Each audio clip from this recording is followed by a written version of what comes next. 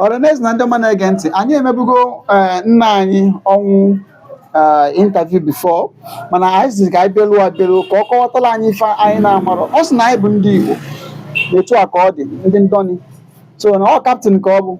So ife anyị chọrọ bụ ka ọ gwatụ anyị ọzọ ife gbasara, because ebe anyị nọ na noise dị na ya, ka ọ gwatụ anyị kedu ka ya bụ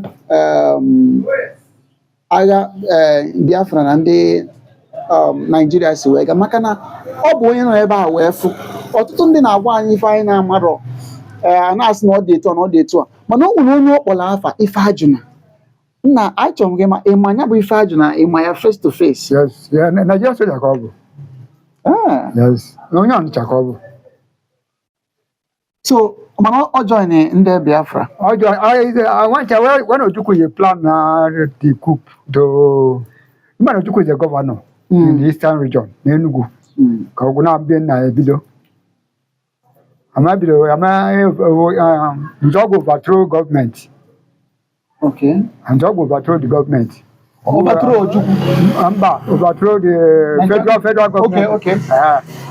That time now. Nzọgụ bụ na onye Asaba. Nzọgụ bụ onye Igbo Ọkpanam. Ọkpanam. Yes. Okay. But he joined Idewutu Ojukwu. Okay. And Ifeajuna bụ ndị egwu Nzọgụ. Oh, ka ife ahụ mezi ihe ji wee gbuo ya? Because we kwere wa kidnap Ojukwu. Wa rapụ Ojukwu. Ifeajuna ajụ n'ebe ọ nọ ka ọ nọ. So Nzọgụ chọrọ ka e kidnap Ojukwu. Nzọgụ achọrọ Nzọgụ dị in favor of Ojukwu. Okay. Ifeajuna chọrọ ka e kidnap Ojukwu. Chineke o. So what was the set? Man, I need the amount on a Biafra war. Biafran soldiers. I did two sets. One from 11 star. If I Ojukwu went 11 star.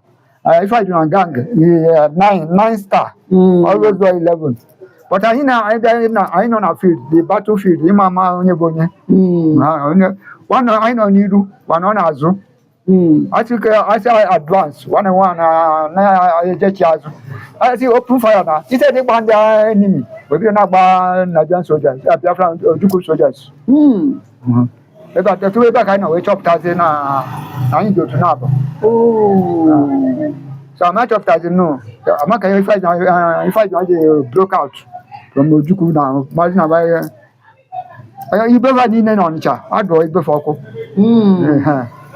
When the whole people on list that time name Ifeajuna family, they kill all of them. Oh, mana Ifeajuna anụnwa okay. Kedu tupu ịmana isi na ọ chọbụ ka e kidnap Ojukwu tupu agha ebido. Ka ezi ka esi gbasi ya nkịtị o wee sozi na-anọzi ya bụ ọgụ. O misunderstanding na-enwe before ya bụ agha ebido. Well, no, when we don't misunderstand it. Now one of the also when I was in a Bakala,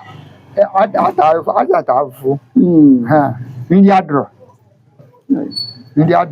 So ammunition not draw. Open abroad Gabon. Nagri coast. I was suffered. And okay, this is not go. I fed you, ma. I know what I did. And I want to go, and I want 3 pounds. Every soldier 3 pounds for no season. Yeah, it's easier. Yeah. If I was I'm not going to Kuba Yoga, but I will get the Biafran money. Okay. So, mana mgbe emechakwa jidekwa ya bụ Ifeajuna. Egbenu. They kill ya na ndị otu ya. Ya na ndị otu. Some of them ndị nweta. Okay, ndị ọzọ gbara ọsọ. Ndị ọzọ gbara ọsọ. They change and join Biafra now. Oh. Because when they are no road, you can't go out. Nwanne wee mee nwanne ya ife. Ewo. Maka na m anụ Ifeajuna ana m asị na achọkwana m aka ọkwa Chineke bụ onye isi ka anyị meetie gị tata nụ. Ana m ajụ kedu ife gbasara Ifeajuna na conference call anyị mee meeting anyị mee anyị jụrụ ajụjụ anụwa. Na Ifeajuna na he was a sportsman. No way for winning for Nigeria before ya bụ ọgụ ebido. Not a different soldier, Nigerian soldier. So, thank you for telling us this and making us to understand more. So, in summary, ka anyị nụkwa from you again, ọ kwesị na ndị ọnụ ebe anyị Igbo ndị onye bụ anyị Igbo ka anyị na-asụ Oh. Igbo anyị bụ ọgbara anyị nọ along Niger river Niger Mana anyị bụ ofu. anyị bụ ofu Udo dịrị but unu ka anyị nwe uche ka ọ sịrị anyị ka anyị si ka unu nwe uche nna m. because oge agha ịmafịkwata Ojukwu jegide ndị mmadụ anyị nụgide ọgwụ so the really Igbo people na ma the tricks ma the channels wa ga-esi pụọ but anyị bụ n'ọrụ dị esi mmiri a were ije anyị mara ụzọ anyị atọ na the front ọ na Chukwu weta see my hand Hey, see my hand okwu eziokwu. see Hey. Ka ihe ebusi ya nụ anwụ mgbọ. yes na HMG gwa dịgba m na HMG but anyị mesigide ebe onye my commander at that time bụ onye Yoruba Major Ola Also n'ọgụ for Biafra. yes Onye Yoruba nọ for Biafra. yes Yoruba so Benin so ROB boys so ọ bụ ọsọ Igbo so mana o nwere the time anyị nọgide na front ndị Igbo agbasa ọsọ fọsọ ndị Middle Southerners that is ROB Republic of Benin. So ndị ya gbata ụjọ wee jibiri na-egide ndị mmadụ because ịbịa na front onye afọzi ndị Igbo mana ejena o nwesị ndị nwe nọmba ya ịtọ uwe je training 2 times one mezi ada azụzụ azụ iwu abịa onye ọbụla ada azụ onye agha egide tata egbere chin wee je Igbo ikolu front Amaka na ndị Yoruba so nọ Biafra Yoruba so against Nigeria. against Nigeria yes ndị nọ ndị ịma Ndị nọ na East that time. East no that time no road Benin so because many of the engineers are Igbo many of the engineers are Igbo bụ ndị Benin and Yorubas Onwe ndị Igbo so Nigeria.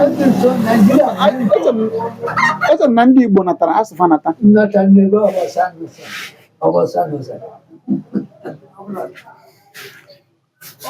Ọra na eze unu anụgo ni anụ na ọ bụrụ ọmụ a ka o si n'ọnụ ka ya bụ ife si wee mee nnukwu nna anyị ọ kaptịn ka ọ bụ o sokwa wee jee ife ọ fụrụ n'anya ọ ya ka m ji wesị ka m bịa ka anyị kpaa ihe anụnwa ọfụma so a sị na ọ ga-adị ọkwa nụ nzitekwa mma abịakwafu ya ife ọbụla unu chọkwara ịnụ mmụọ I will still come whatever it is I have known his house I will always meet him I have also have his number gbanụ ka emesịa na o